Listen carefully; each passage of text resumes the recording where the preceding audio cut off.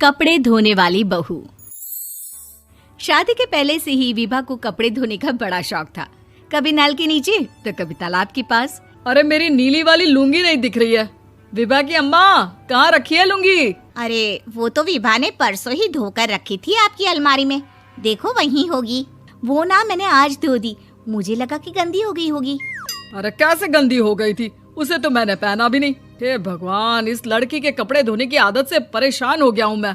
जितना तो घर में राशन नहीं आता, उससे कहीं ज्यादा डिटर्जेंट पाउडर का खर्चा है। इसकी शादी करवा दो, शादी जाए अपने घर में ही करे काम, फिर चाहे घर के कपड़े धोने हो या पूरे गांव के। हाँ ठीक बोल रही हो, देखता हूँ मैं कोई लड़का। वो दिन भी आ जाता है जब विभा को देखने लड़के वाले आ जाते हैं। लड़की मुझे अच्छी लगी। होने वाली सास कहती है, बेटी अगर कुछ पूछना है तो पूछ लो। वैसे तो हमारी लड़की बहुत ही शर्मीली है, जो बोल दो वो मान लेती है, इसे क्या पूछना होगा। अरे कैसी बात कर रही हो माँ, मुझे इन लोगों के घर रहना है, सवाल तो कई है। हाँ हाँ बेटा, पूछ लो ना, क्या पूछना है। आप लोगों के घर कपड़े कौन धोता है? सास का मुंह बन जाता है।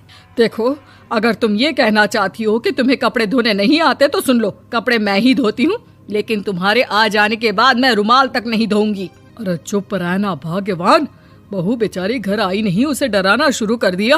वो क्या है ना बिटिया, अभी तक तो ये कल्लू की माँ ही धोती थी, लेकिन अब तुम्हारे पापा तो दहेज में वॉशिंग मशीन देंगे ही। तभी विभा की माँ बोल पड़ती है, सवाल भी पूछा तो क्या। वैसे भाई साहब, मशीन की तो फिर भी कपड़े धोने की कैपेसिटी होती है। मतलब जो बिटिया दे रहे हैं ना विभा, इसे कपड़े धोने का बहुत शौक है। ये आप लोगों के क्या, आस पड़ोस गांव मोहल्ले सबके कपड़े धो दे और उफ तक ना करे। बाहर देखा नहीं आपने कितने कपड़े सूख रहे हैं?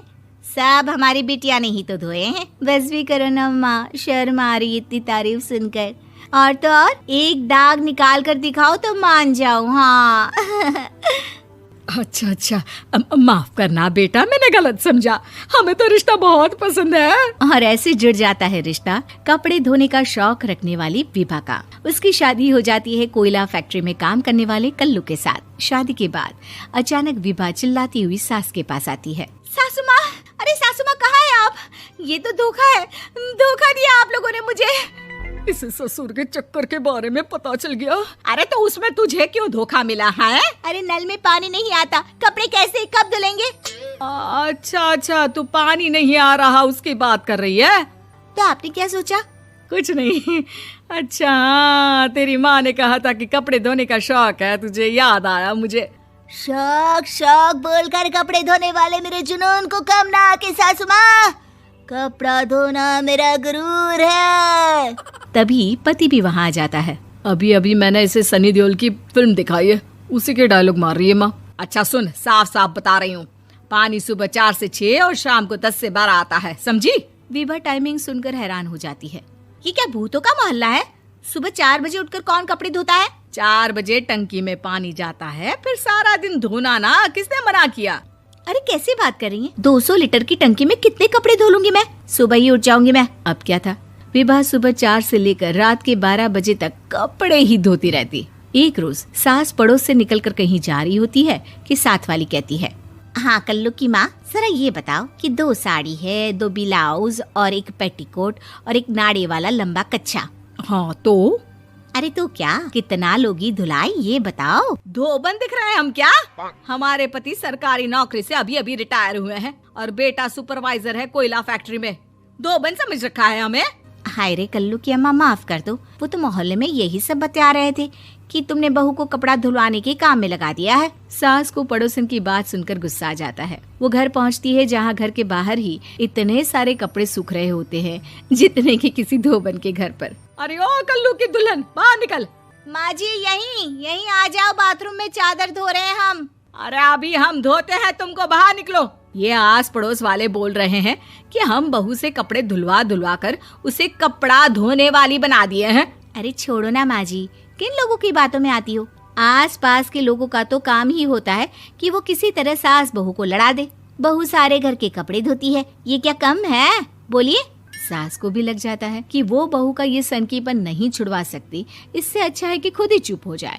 एक रोज सास और बहू मंदिर जाते हैं, जहाँ सास की साड़ी वहाँ खड़ी भीख मांगने वाली से मिलती है। माँ जी क्या बात है, आपकी साड़ी उस भिखारन से कितनी मिल रही है ना? हाँ हाँ, देखो तो दोनों की साड़ी मिल रही है। क्या बात है कल्लू की अम्मा, तुम खुद को तो अफसर की बीवी बताती हो और ऐसी सिंपल सी प्लेन साड़ी पहनकर घूमती हो। सिंपल और प्लेन नहीं है ये साड़ी। तो क्या सोने के धागे से फूल बने हैं? कुछ भी सासू माँ, कुछ भी। हाँ, बने थे इस साड़ी में सोने के धागे से फूल। मेरे पति लेकर आए थे मद्रास से स्पेशली मेरे लिए 10,000 की। ताहे भाई साहब इस भिखारन के लिए भी सेम टू सेम साड़ी लेकर आए होंगे 10,000 की। सास उस वक्त तो कुछ नहीं कहती, लेकिन बहू के साथ घर आती है और अलमारी से एल्बम निकाल कर लाती है। ये साड़ी देख रही है, ये वही साड़ी है जिसे मैंने अभी पहना था। इस साड़ी में ये जो चमकदार फूल दिख रहे हैं ना, ये सोने के धागों से काढ़े गए हैं। लेकिन तू लोकल वॉशिंग मशीन ब्रश से घिस घिस कर सारे फूलों को निकाल कर साड़ी प्लेन कर दी।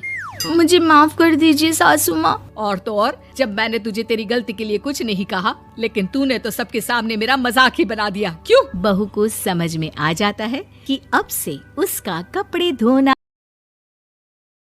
सृष्टि बचपन से ही दिखने में सुंदर नहीं थी, लेकिन अमीर बाप की बेटी सृष्टि पर उसकी माँ जान छिड़कती। मेरी बेटी कितनी प्यारी है, भगवान सबको सृष्टि जैसी बेटी दे। सृष्टि धीरे धीरे बड़ी होती है। एक दिन सृष्टि की सहेली कहती है, तू दिखने में कितनी अजीब सी है, लेकिन मैं जानती हूँ हम सब में सबसे अच्छी शादी तो तेरी ही होगी। तेरे पापा अमीर जो है। और बता नहीं सकते यार, दहेज तो हर कोई देता है, ये क्या ज्यादा ले जाएगी अपने पति के लिए? अरे बड़े शहर में कोठी है इसके पापा की। अरे पापा की है ना, कौन सी इसकी है? इसकी होती तब तो कोई भी लड़का इससे शादी कर लेता। अरे पापा की मतलब पापा की है तो मेरी ही है ना? किसने कहा? अब तेरी तो तब होगी ना जब तेरा भाई ना हो। वैसे भी शादी के बाद सारी प्रॉपर्टी भाई के नाम होती है। सृष्टि समझ जाती है कि उसे किसी भी हालत में माँ बाप की सारी प्रॉपर्टी को अपने नाम करना है, लेकिन कैसे? एक दिन सृष्टि का भाई शीनू कहता है, बहन क्या कर रही है? तुझसे एक बात करनी है।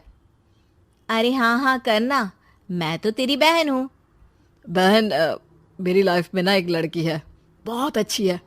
मैं सोच रहा हूँ माँ और पापा से बात करूँ शादी के लिए। सृष्टि को समझ में आ जाता है कि भाई की शादी होते ही भाभी उसे एक दिन भी घर में बर्दाश्त नहीं करेगी। क्या बात है भाई, बताना कौन है वो? यार वो बहुत अच्छी लड़की है, पढ़ी लिखी है, मेरे साथ जॉब भी करती है। बस एक प्रॉब्लम है। हाँ प्रॉब्लम? क्या प्रॉब्लम है भाई? यार वो शादीशुदा है, लेकिन उसके पति ने उसे सिर्फ इसलिए छोड़ दिया क्योंकि उसके माँ बाप दहेज नहीं दे पाए। सृष्टि ये सुनकर न जाने क्यों खुश हो जाती है। अरे भाई तो क्या हुआ, लड़की तुझे तो पसंद है ना? शीनू को लगता है कि बहन उसे समझ रही है। वो इस बात से अनजान होता है कि उसकी बहन की मंशा पूरा घर हड़पने की है। सृष्टि अपनी माँ से कहती है, मम्मी मुझे तो बहुत चिंता है, पता है शीनू क्या कर रहा है? अरे क्या कर रहा है, वो तो काम पर जाता है और वापस घर आता है। नहीं ना माँ, वो यही तो नहीं कर रहा, बाकी सब कर रहा है। आपको पता है उससे प्यार है, और वो भी एक शादीशुदा लड़की से। हैं? ये क्या हो गया? मैं सोसाइटी में क्या मुंह दिखाऊंगी? अरे तेरे पापा तो यही कहेंगे कि मैंने ही उसे बिगाड़ दिया है। माँ देखो, मेरी बात मानो, पापा पर भी विश्वास करने की जरूरत नहीं है। अब आप ही बताओ, पापा इतनी देर घर के बाहर रहते हैं क्यों? बोलो। अरे बेटा वो तो नौकरी करते हैं ना। तू बहुत भोली है माँ। पापा का ऑफिस तो 7 बजे खत्म हो जाता है, लेकिन देखो कितनी देर से आते हैं। अरे नहीं नहीं बेटा, ऐसी कोई बात नहीं है। सृष्टि माँ को एक औरत से बात करते पिता की फोटो दिखाती है। देखो माँ कैसे हैं पापा, मैं ना कहती थी कि पापा सही नहीं है। मैं तेरे पापा से बात करूंगी, दे फोटो मुझे। ओ माँ, वो तो डिलीट हो गई। लेकिन चल, तूने तो देख लिया ना। पापा से बाद में बात कर लेना, और हाँ, मेरा नाम बिल्कुल मत लेना, हाँ माँ। अब क्या था, सृष्टि के माँ और पिता के बीच झगड़ा होना शुरू हो जाता है। सृष्टि के मन में क्या चल रहा था कोई नहीं जानता था।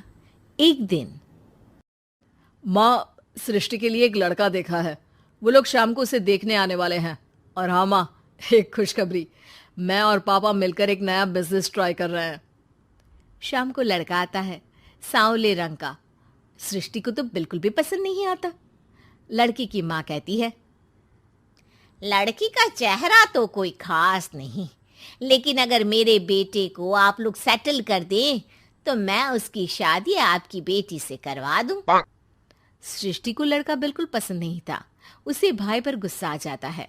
लड़के वालों के जाने के बाद कहती है, माँ देखा, शीनू मेरे लिए कैसा लड़का लेकर आया, न दिखाने लायक न सुनने लायक, सेटल भी नहीं, वो भी हम करे। अरे माँ, मैं जानती हूँ ये मेरी शादी किसी भी घर में क्यों करवाना चाहता है। अरे कैसी बात कर रही है बहन, तूने तो देखा ना, लड़के को मैंने ही मना कर दिया तुझसे शादी के लिए।